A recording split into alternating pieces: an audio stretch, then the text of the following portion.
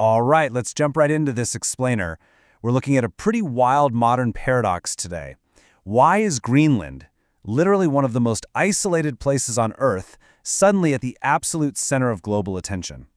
Take a look at this word right here, sikukengitso. It's a haunting term that local hunters use to describe a sea with no ice. And honestly, it perfectly captures their visceral fear about a rapidly changing environment.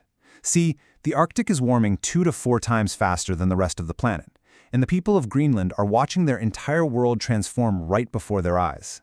But we have to contrast that very real local fear with the blunt geopolitical reality.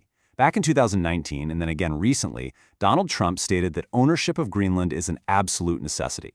Statements like this really highlight a perspective driven by national security and resources, and it sparked an intense international tug-of-war over this massive territory. A territory, by the way, that is home to just 57,000 people.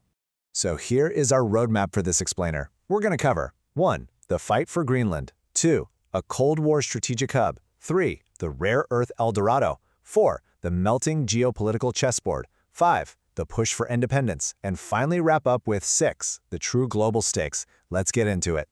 Starting off with Section 1, the fight for Greenland, and looking at this massive clash of perspectives. This right here highlights the core tension beautifully.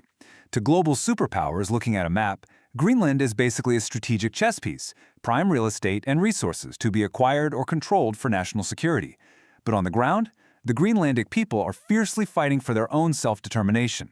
They've made it crystal clear they don't want to just be absorbed by another nation. As they put it, they don't want to be Danes and they don't want to be Americans. They want to be Greenlanders. Which brings us to Section 2, a Cold War strategic hub.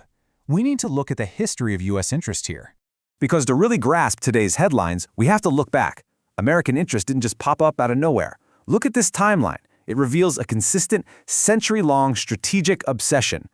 From initial efforts way back in the 1860s to a vital WW2 defense agreement in 1941, right up to the Truman administration actually offering $100 million in gold for the island in 1946. Why? Well, geography. Greenland sits directly on the absolute shortest missile trajectory between the US and Russia. You can clearly see the physical footprint of that military strategy at the Thule Air Base, or Pituffik.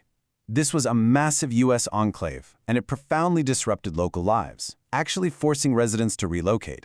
At its peak in the 1960s, it housed 10,000 people. Think about that. That was nearly a third of Greenland's entire population at the time. Today, it's way smaller, housing around 150 to 200 soldiers. But it still remains a critical part of the U.S. anti-missile shield and satellite surveillance network.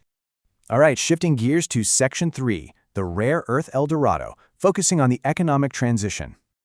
Let's move from military defense to sheer economic survival. This income breakdown explains Greenland's modern dilemma perfectly. They want full independence, sure, but right now, a staggering 54% of their national budget comes from a Danish block grant and EU money. If you want true autonomy, you kind of need to pay your own bills, right? They urgently need to generate more internal revenue. And right now, they're putting almost all their eggs in one basket: fishing. It accounts for an astonishing 90% of their exports. That means a workforce of just over 4,000 residents is essentially holding up the entire nation's economy. That makes them incredibly vulnerable. If they are ever going to achieve true independence, they absolutely have to diversify. So how do they diversify? Well, the answer might literally lie under their feet. 43 out of 60. That is the number of minerals categorized as critical by U.S. authorities that are found right in Greenland. It's massive. We're talking about deposits like Quanersut and Tan Breeze, which are absolutely packed with rare earth elements like neodymium and praseodymium. These are desperately needed globally for the green energy transition and for advanced military tech, especially as China keeps tightening its export rules. But here is the catch. Extracting them brings severe environmental risks to the local farmers and fishers who rely on that pristine landscape. It's a huge dilemma. This brings us to Section 4, the melting geopolitical chessboard, and how global players are making their move. Because as the ice retreats, new, faster shipping routes and previously inaccessible resources are opening up. And man, the global theater is getting tense. Just look at who is at the table. The U.S. is focusing heavily on national security and resource acquisition. Russia is taking this king of the Arctic approach, reopening Soviet bases and expanding its military presence. China is building a polar Silk Road to secure an economic foothold. In Europe, highlighted by visits from leaders like Emmanuel Macron, is scrambling to protect its borders and shift away from relying solely on the U.S. military. Moving right along to Section 5, the push for independence. Let's talk about healing from the past. Amidst all this superpower posturing, the local push for self-determination is getting louder. But it's not just some reactionary bargaining chip to use against Denmark or the U.S. As former Prime Minister Kupik Kleist put it so well, for us, it's not a sprint, it's a marathon. Independence is a long-term goal. And you have to understand, that fight for autonomy is fueled by some incredibly painful history. Take this devastating fact.